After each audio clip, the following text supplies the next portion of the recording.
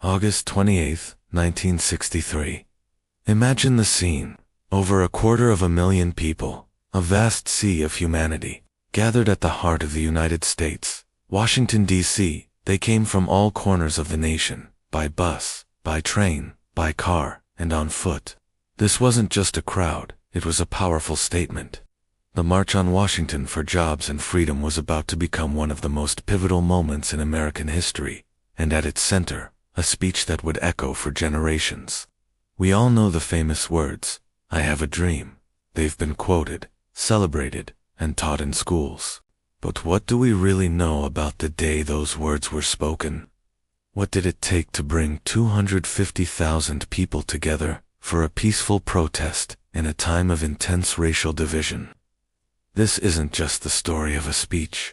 It's the story of incredible courage, meticulous planning, and high-stakes political maneuvering that changed the course of a nation. Today, we're going behind the scenes of that historic day. We'll uncover the untold story of the March on Washington, a story far more complex and dramatic than you might imagine. We'll look at the immense logistical challenges, the political tensions that nearly derailed the entire event, and the sheer force of will required to make it a reality. This was the day that America was forced to look in the mirror, and the reflection it saw would lead directly to the landmark Civil Rights Act of 1964. So, let us go back to that sweltering August day and discover how a dream truly began to change the world. To understand the march, you first have to understand the men who orchestrated it. They were known as the Big Six, the foremost leaders of the civil rights movement. You had a Philip Randolph, the elder statesman who first conceived of a march on Washington decades earlier. There was Roy Wilkins of the NAACP, Whitney Young of the National Urban League, and of course, the Reverend Dr. Martin Luther King Jr. of the Southern Christian Leadership Conference. Joining them were James Farmer of the Congress of Racial Equality and a young, fiery John Lewis from the Student Nonviolent Coordinating Committee. These weren't just allies, they were rivals, leaders with different organizations, different strategies, and sometimes clashing egos. Bringing them together to plan a single, unified event was a monumental task in itself. Their goal was twofold: to demand meaningful civil rights legislation and to highlight the economic injustice faced by African Americans. Hence, the full name, the March on Washington for Jobs and Freedom. The logistics were staggering. They had to organize transportation for hundreds of thousands of people. They needed to arrange for sanitation, water, first aid stations, and food. They prepared over 80,000 cheese sandwiches. More importantly, they had to ensure security. In an era of bombings and brutal violence against protesters, keeping 250,000 people safe was their absolute top priority. The organizers meticulously trained volunteer marshals in nonviolent crowd control, creating their own peacekeeping force to work alongside, and sometimes in spite of, the official police presence. Every detail was planned, from the route of the march to the order of the speakers. But the biggest challenges weren't just logistical, they were political. The Kennedy administration was terrified. President John F. Kennedy and his brother, Attorney General Robert Kennedy, feared the march would erupt into violence, derailing the very civil rights bill they were cautiously trying to push through Congress. They tried everything to stop it. First, they tried to persuade the leaders to call it off. When that failed, they tried to control it. The administration worked behind the scenes, pressuring the organizers to soften their message. They were particularly concerned about the planned speech by John Lewis.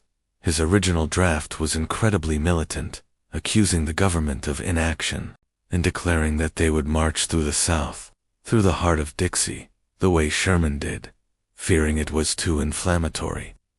Other leaders and administration officials pressured Lewis to tone it down just moments before he went on stage. The debate was furious, a clash between generations and strategies.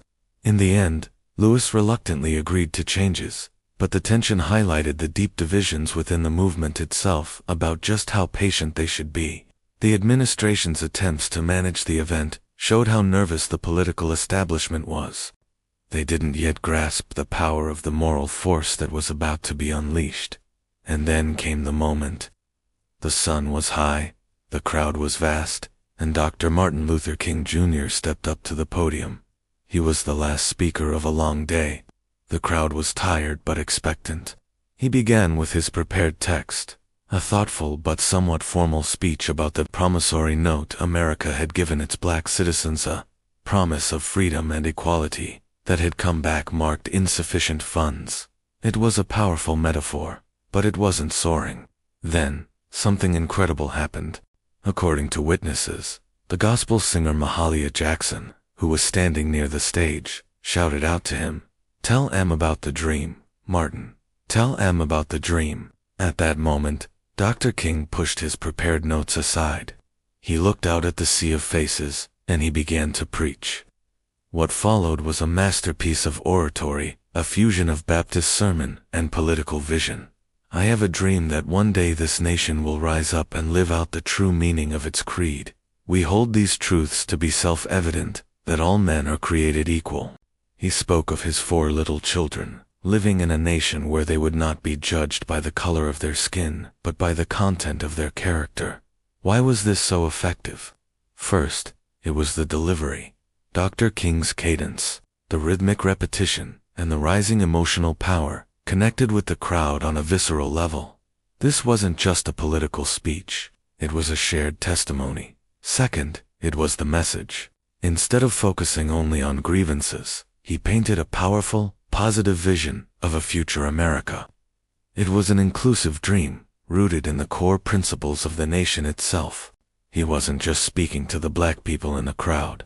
He was speaking to all Americans, challenging them to live up to their own founding ideals.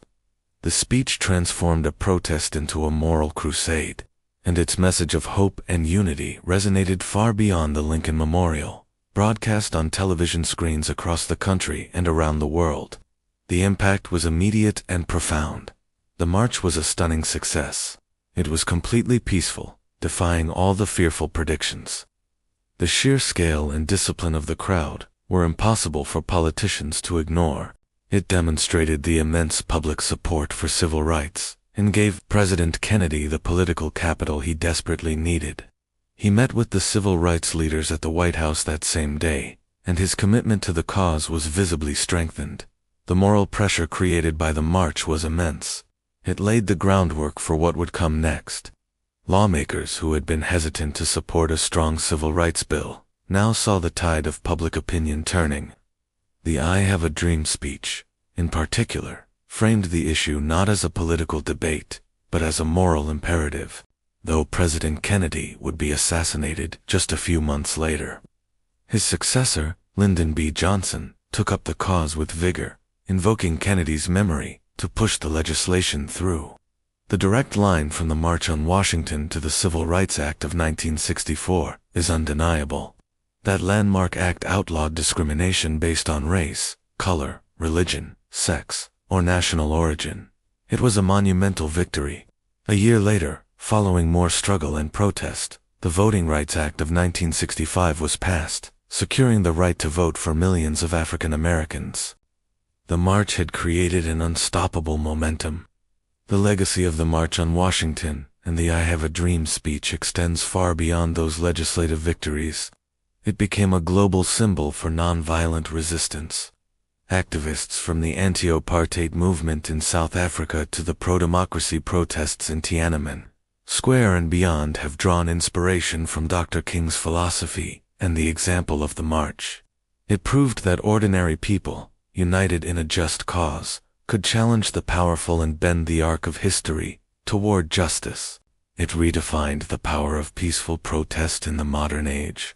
The March on Washington was more than just a single day in history. It was the culmination of years of struggle and the catalyst for a new era of change. It was a masterclass in organization, a high-wire act of political negotiation, and a profound demonstration of moral clarity.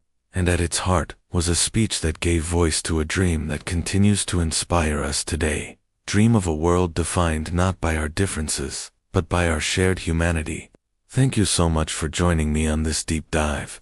The story of our shared history is so important, and this channel is dedicated to bringing these moments to life.